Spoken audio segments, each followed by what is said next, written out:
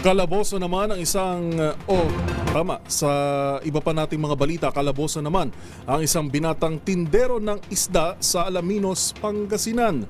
Yan ay matapos mahulihang nagbebenta ng iligal na droga bilang kanyang sideline. Yan at ang iba pang mga rumarapidong balita mula sa probinsya, hatid ng iba't ibang istasyon sa ilalim ng MBC Media Group.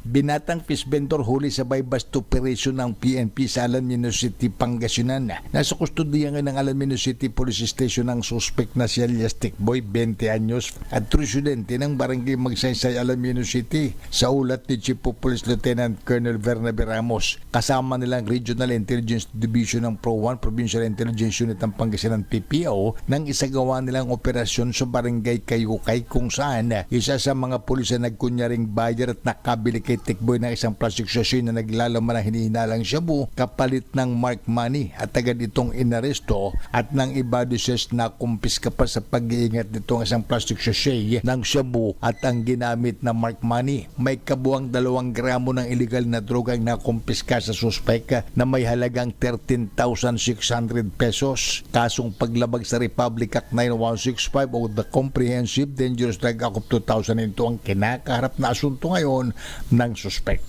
Para sa MBC TV Network News, ito si Freddy Pardo, Aris 38, una sa Pilipinas, una sa Pilipino. Sa pagbubukas ang pagdinig ng House Committee on Public Accounts kaugnay sa isyu ng pamimigay ng BARM ng Local Government Support Fund o itong LGSF, imbitado sa naturang pagdinig si Cotabato City Vice Mayor Johari Butch-Abu. Ganon din si Lanao del Sur Governor Bombit Adjong at DOS Mayor Datu Lester Sinsuat.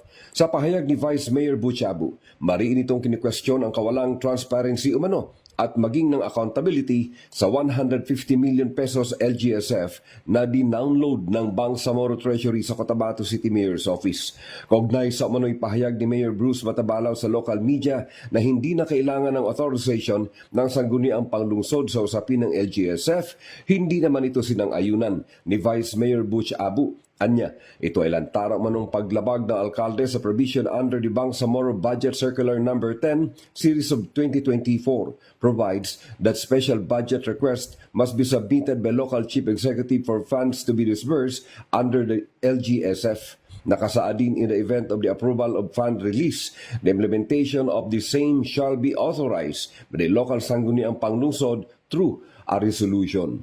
Ang tanong ng majority members ng Cotabato City Council, ano mano ang basis ng Mayor's Office for the disbursement of the funds na wala manong authorization ng sangguniang panglungsod? Samantala, giit naman ni Lanao del Sur Governor Bombit Adjong ang di umano'y maling paggamit ng pondo ng LGSF. Kaugnay sa dinownload sa mga barangays ng Lanao del Sur, nakalaunay binawi at nag-iwan lang ng tig 200,000 pesos sa mga barangays. Naroon din at nagsalita ang ABC President ng DOS Maguindanao del Norte na si Bay Ivy Rose Sinsuat. Bilang tugon naman ng BARM sa mamagitan ni na BTA Parliament Speaker Attorney Pangalian Balindong and BARM spokesperson Mood Asnin Pendatun, ang Bangsamoro Parliament umano ang may jurisdiction sa usaping LGSF na nakapaloob sa fiscal autonomy na pinagkaloob sa Bangsamoro government under the Bangsamoro Organic Law. Bagkus, iginagalang pa rin ng BTA Parliament ang ginagampanang inisyatiba ni Committee Chairman Joseph Stephen Paduano habang tuloy din ang sinasagawang investigasyon ng BTA hinggil sa isyong ito bilang mandato mula kay Chief Minister Ahod Alhaj Murad Ibrahim. Para sa MBC TV Network News, RH19, June Limakutak, una sa Pilipinas, una sa Pilipino.